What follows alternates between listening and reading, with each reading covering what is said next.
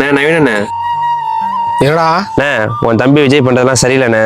பொண்ணாட்டெல்லாம் தப்பா பேசுறான். அவனை பார்த்து கொஞ்சம் கண்டிச்சு வைண்ணே. ஏய் ஃபோனை வெடி ஃபஸ்ட்டு.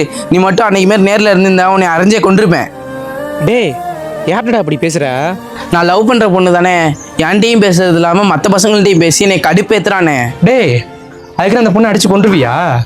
ஏன் நீ எந்த பொண்ணே ஃப்ரெண்டாக பேசல? பேசுவேனே. நீங்கள் மட்டும் பேசுனா தப்பு இல்லை, இதே அவங்க பேசுனா தப்பு. டேய் ஒன்று சொல்கிறேன், நல்லா கேட்டுக்கோ. நீ உண்மையாகவே ஒரு பொண்ணை லவ் பண்ணினா அந்த பொண்ணு யார்கிட்ட வேணாலும் பேசட்டும். நம்ம லவ் பண்ணுற பொண்ணு நம்மளை தவிர வேறு எந்த பையன்ட்டையும் அதே ஃபீலிங்ஸில் பேசாதுன்னு நீ நம்பணும். டேய் நீங்களாம் எப்போ லவ்வை லைஃபாக பார்க்காம லைஃப்பில் லவ்வை பார்க்குறீங்களோ அப்போ அதான் மாறுவீங்க. போய் அந்த பொண்ணை எடுத்து பேசு. என் தம்பியை பற்றி என்கிட்டே தப்பா பேசுறியா? இங்கே வர்றா, அவன் ஒரு பிள்ளைய லவ் பண்ணுறான். அந்த பிள்ளைய தவிர வேற எந்த பிள்ளையும் தப்பா பார்க்க மாட்டான். மற்ற பிள்ளை எல்லாத்தையும் கூட பிறந்த பரப்பாக தான்டா பார்ப்பான். அப்படித்தான் நான் வளர்த்துருக்கேன். ஒன்று சொல்கிறேன், நல்லா கேட்டுக்க. மற்றவனை தப்பாக சொல்கிற அளவுக்கு இங்கே நம்ம ஒன்றும் நல்லவன் கிடையாது. போடா.